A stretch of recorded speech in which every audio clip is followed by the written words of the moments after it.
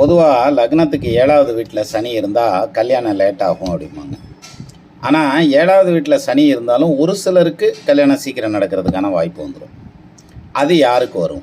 7ல் சனி இருந்தாலும் சீக்கிரம் கல்யாணம் நடக்கணும்னா அது யாருக்கு வரும் அப்படின்னா, எங்கே லேட்டாக நடக்குமோ அங்கே சனி இருந்தாலே கல்யாணம் சீக்கிரம் நடக்கும். ஒரு எடுத்துக்காட்டாக கடக லக்னம் சிம்ம லக்னத்துக்கு 7ல் சனி இருந்தால் ஆட்சி ஆகிடும். அப்போ கல்யாணம் லேட்டாக நடக்கும். ஆனால் அந்த ஆட்சியான கிரகம் வக்ரமாக இருந்ததுன்னு வைங்களேன், கல்யாணம் சீக்கிரம் நடக்கும். அதே மாதிரி மேஷ லக்னத்துக்கு 7ல் துலாத்தில் சனி இருந்ததுன்னா அந்த இடத்துல கல்யாணம் லேட்டாக தான் நடக்கும். ஆனால் அதே சனி வக்ரமாக இருந்ததுன்னா அப்போ கல்யாணம் சீக்கிரம் நடக்கும். சரி, இந்த 3 ராசிலையும் வக்ரம் ஆகலைனாலும் குரு பார்வையில் இருந்ததுன்னா பெரிய லேட் ஆகாது, ஓரளவுக்கு சீக்கிரமே முடிஞ்சிடும்.